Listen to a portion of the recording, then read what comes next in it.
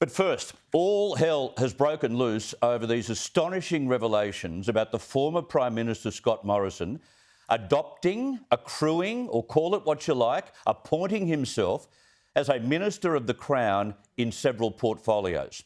Now, the latest count is 5: health, finance, resources and energy, and today we find out social services and treasury as well. I'll get to the very latest report on this from Trudy McIntosh in Canberra shortly.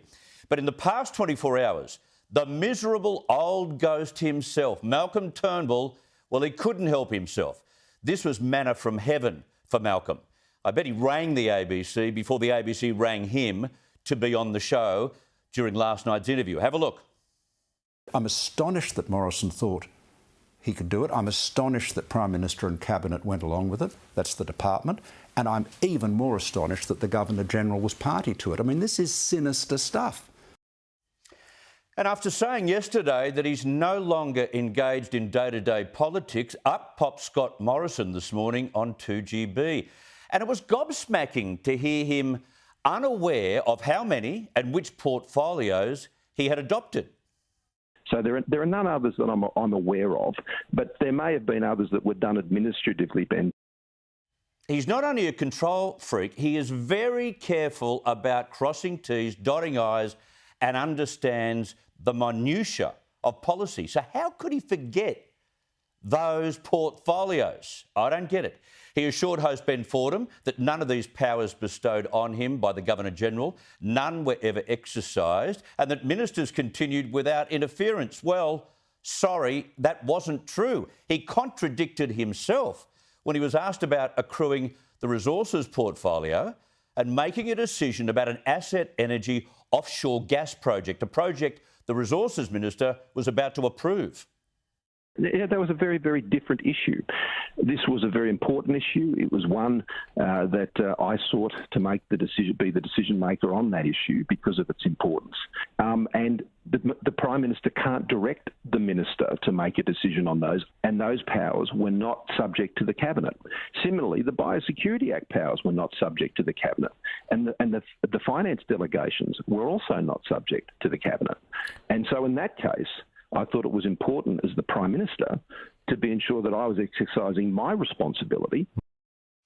And that is where, accruing all of these portfolios, that is where this control freak behaviour borders on the sinister. It is all well and good to claim that during a national emergency, a pandemic, the PM of the day needs to provide some kind of backup or safety net in the process of administering massive amounts of money for vaccines and, of course, in stimulus as well. That's almost believable.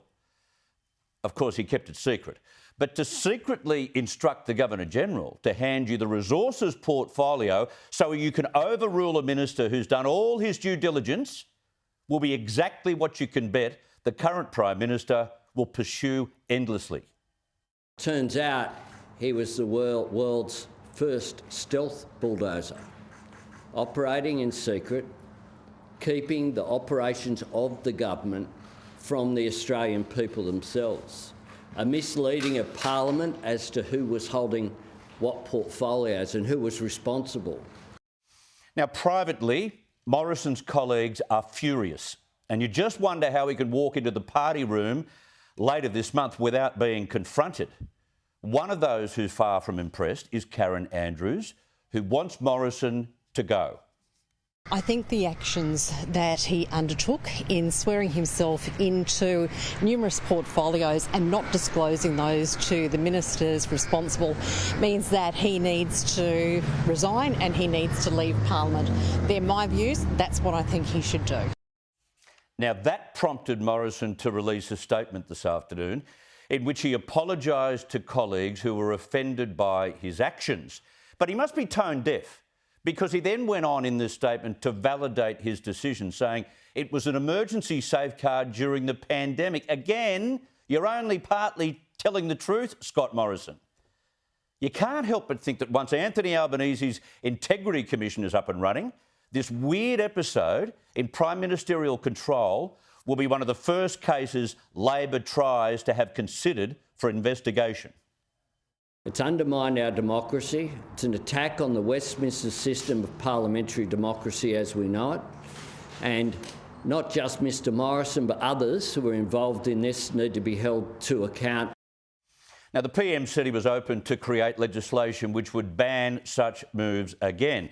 But under Section 64 of the Constitution, this is not an illegal act. What makes it unacceptable, though, is the complete lack of transparency.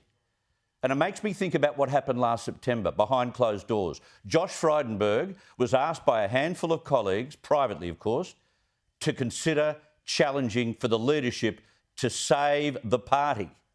He elected not to, out of his loyalty to his friend and superior Scott Morrison.